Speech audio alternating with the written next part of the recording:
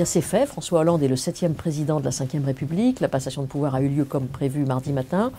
Une passation de pouvoir assez classique, avec le protocole républicain qui a un petit côté monarchique qui intrigue assez souvent nos amis des autres pays européens, qui trouvent qu'on a quand même gardé une vraie tradition monarchique, donc un vrai cérémonial réglé au cordeau. Donc le même que d'habitude, avec quand même quelques petites différences avec les passations de pouvoir qui ont précédé. D'abord un petit raté, enfin me semble-t-il, lorsque Nicolas Sarkozy redescend les marches après l'entretien entre les deux présidents, qui a duré 35 minutes à peu près, qui a la durée moyenne effectivement. François Hollande rentre tout de suite dans l'Élysée et on imaginait bien qu'il n'allait pas le raccompagner jusqu'à sa voiture comme Nicolas Sarkozy avait fait il y a 5 ans avec Jacques Chirac. Les circonstances ne sont pas du tout les mêmes. Là, c'est un président qui a battu son prédécesseur. Donc le contexte politique n'est pas du tout le même. La courtoisie républicaine et personnelle aurait dû le conduire à rester sur le perron jusqu'à ce que son successeur soit parti. Enfin voilà, il est parti. François Hollande est président de la République et il a pu ensuite regagner la salle des fêtes où l'attendaient tous ses invités du jour. Autre nouveauté, les premières dames sont apparues sur le perron l'une et l'autre à la sortie de Nicolas Sarkozy. Elles se sont même embrassées.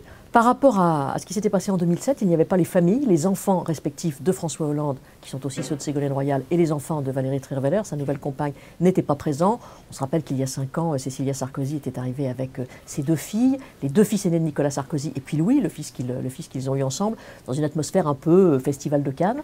Cette fois-ci, donc, il n'y avait pas les familles. En revanche, la première dame, alors d'ailleurs, elle aimerait bien qu'on trouve une autre appellation que première dame. Ça ne lui plaît pas, donc on lance un appel si quelqu'un a une idée qui lui convienne.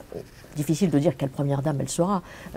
C'est le premier jour, mais on l'a sentie ce matin très présente, et notamment à un moment précis, après le discours de François Hollande dans la salle des fêtes de l'Élysée. Elle a, elle aussi, serré la main de tous les invités dans la salle des fêtes. Ça, c'est une première.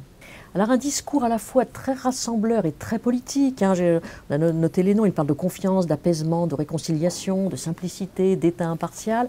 Il y a un discours très politique où il poursuit d'une certaine manière ce qu'il avait commencé lors du débat avec Nicolas Sarkozy, lorsqu'il avait, à 16 reprises, dans une anaphore désormais célèbre, dit « moi, président de la République ». Il a un petit peu repris cet aspect-là en se décrivant un petit peu en contre-exemple par rapport à ce qu'a été la présidence de Nicolas Sarkozy. Et puis une grande nouveauté aussi, il a cité ses 6 prédécesseurs, c'est la première fois que cela arrive, avec pour chacun une qualité, y compris Valéry Giscard d'Estaing, dont malheureusement sans doute à peu près personne n'avait plus jamais reparlé dans un discours officiel à l'Élysée. Et il cite évidemment Nicolas Sarkozy, et là sans doute ça ne fera pas plaisir aux leaders de l'UMP qui vont sans doute beaucoup critiquer cet aspect du discours. Il ne lui trouve, en tout cas mardi matin, aucune qualité, il lui souhaite simplement bonne chance pour sa nouvelle vie.